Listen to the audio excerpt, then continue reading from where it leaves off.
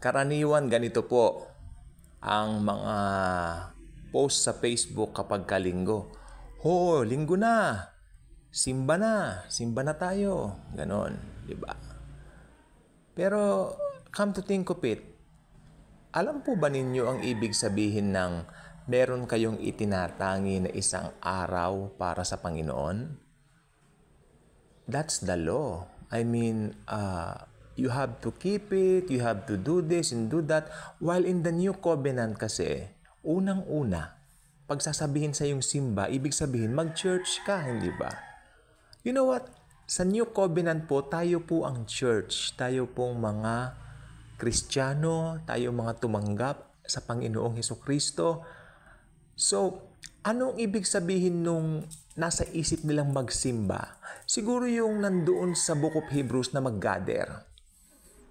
Well, pag mag-gather po, wala pong specific na isang day lang na parang markado yung araw na yon para doon lang magpulong o mag-gather lahat ng Kristiyano. Hindi po ganoon. I mean, kahit any time of the day, pwede pong mag-gather ang mga Kristiyano nang wala pong specific day na parang tinatangi. Kasi yan po ang kalayaan natin. Jesus Himself is our Sabbath. Jesus Himself is our rest. Simula nung tanggapin natin siya sa ating mga buhay. So, sabi ko po sa inyo, especially kung babasahin niyo sa Galatia 5:1, pinalaya na kayo ni Kristo Jesus, so wag nang magpapaalipin pang muli.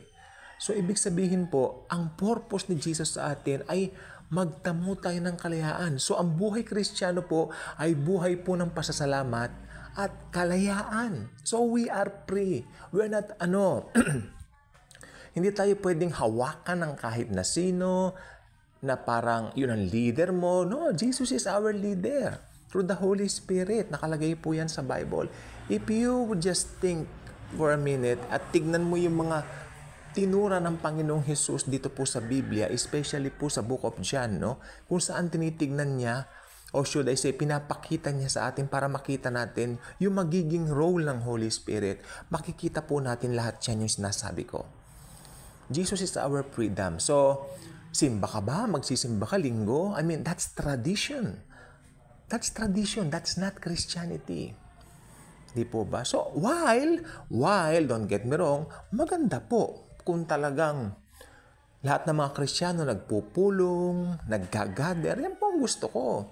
Hindi ka lang po limited dun sa ina-attendan mo o dinadaluhan mo ang institutional church. Ang isang Kristiyano po kahit saan nakikipellowship. Kahit saan nakikipellowship.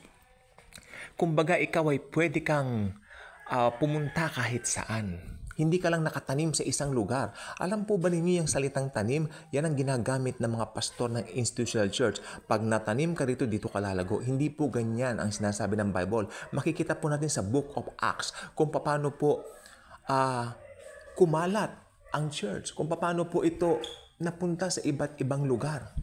Di po ba? Hindi hinayaan ng Panginoon na doon lamang sila sa isang lugar stagnant sapagkat sa ganun wala pong paglago. Ang paglago po ng Ebanghelyo ay magsisimula po kung mag-i-scatter tayo kung saan tayo pupunta para ipahayag ang salvation. Tandaan po ninyo, ang pinakamahalaga po, maligtas ang tao. Hindi yung ilagay mo ang tao sa isang grupo para doon lang tumanda at mamanat hanggang tumanda. Doon lang. Hindi po ganyan. Tapos doon po papakainin siya ng mga programs, puro programa ng church, puro ganon. Wala pong paglago, hindi po ganyan. Christianity means you share the good news of the Lord Jesus Christ. May involvement ang bawat Kristiyano to share Jesus. That's so simple. Not tradition. Kaya kung hindi pa kayo nakasubscribe sa ating channel, I invite you to do so. Click the notification bell and please consider what this content is saying sapagkat talaga po naman ang gusto ko lang po maranasan natin yung totoong kalayaan. We are free, we are free, we are free, we are not bound. We are free. Freedom, freedom, freedom. Amen? Jesus is our freedom. Basahin po natin ang Galatians chapter 5 verse 1. Ang sarap ng nasa biyaya ng Panginoong Kristo, knowing that Jesus is our freedom. Grabe. Thank you. And Jesus truly loves us all.